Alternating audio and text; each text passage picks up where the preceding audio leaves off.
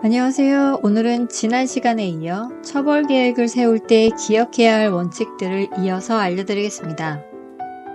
자녀 양육에서 처벌 수준이 너무 지나칠 경우 부모의 눈치를 많이 보게 되어 아이가 지나치게 위축되거나 스스로 삶의 목표를 세우는 자율성 발달이 저해될 수 있습니다. 반대로 처벌 수준이 너무 약할 경우, 즉 지나치게 아이의 잘못에 관대할 경우 이 사회가 요구하는 행동 규범들을 익히지 못하게 되어 학교 등 더 큰 사회에서 적응하기 힘들어지게 됩니다. 따라서 내 아이가 올바른 행동을 배울 수 있도록 이끄는 적절한 처벌 계획을 세우시는 것이 중요한데요.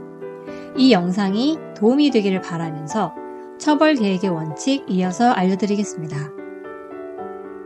처벌 계획의 네 번째 원칙, 일관성. 일관성은 행동에 따른 결과가 일관되도록 나타나야 한다는 뜻입니다. 즉, 특정 행동은 항상 특정 결과를 초래한다는 것을 아이들이 이해할 수 있어야 합니다. 이것은 양육의 일관성하고도 관련이 있는데요. 양육 태도에서 가장 나쁜 것이 비일관적인 태도입니다.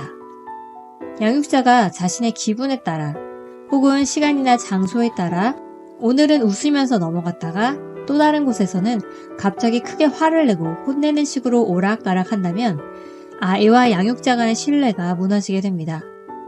그러면 아이들은 규칙에 따라 행동하기보다는 양육자의 눈치를 보게 될 수 있죠.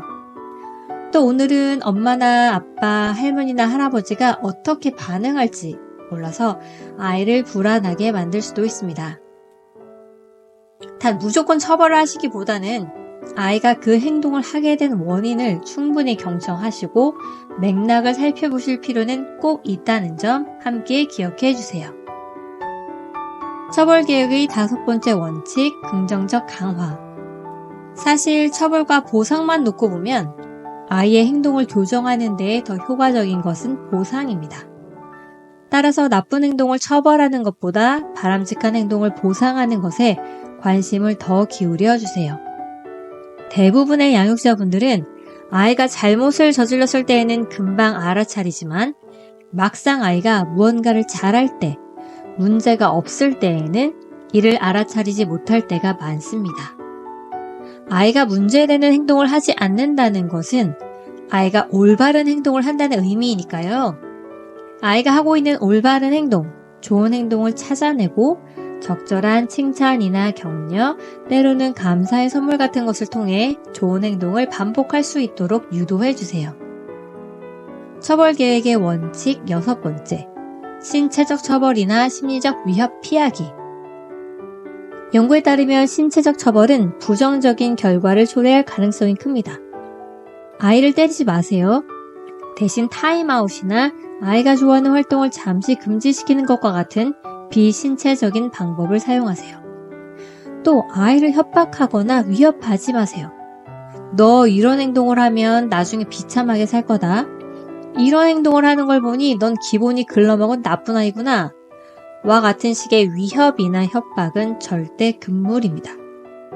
처벌의 목적은 올바른 행동과 그 행동이 필요한 이유를 교육시키고 연습시키기 위함이라는 점 꼭 기억하세요.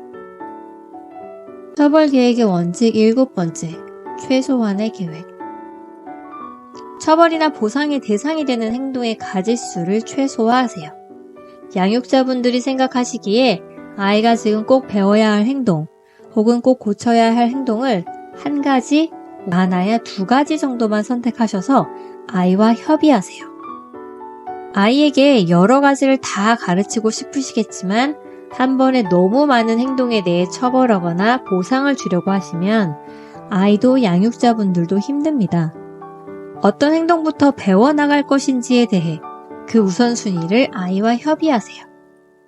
놀라운 사실은 아이가 하나의 올바른 행동을 배우고 스스로 실천할 수 있게 되면, 그리고 그러한 변화에 대해 주변에서 충분한 지지와 격려를 받게 되면 아이들은 스스로 또 다른 좋은 행동을 시작하는 경우가 매우 많습니다.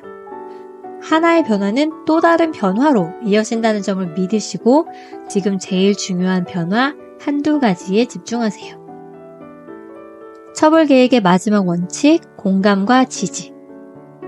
아이의 잘못된 행동에 대해 처벌을 하더라도 그 행동에 고쳐져야 하는 것이지 아이 자체는 여전히 소중하고 존중받는 존재라는 점을 아이가 경험할 수 있도록 해주어야 합니다. 처벌을 할 때의 표정이나 태도는 화를 내는 것이 아니라 중립적이고 단호한 태도를 보여주시고 아이를 격려하고 사랑해 줄 때에는 따뜻하고 밝은 태도를 보여주세요. 사실 처벌이나 보상 계획을 세우는 것은 쉽지 않습니다.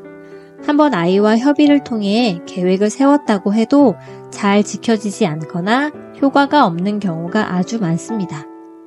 그럴 때에는 금방 좌절하지 마시고 그 계획이 효과적이지 않으니 다른 효과적인 계획으로 수정해야겠다 하는 마음으로 아이와 다시 협의하시기 바랍니다.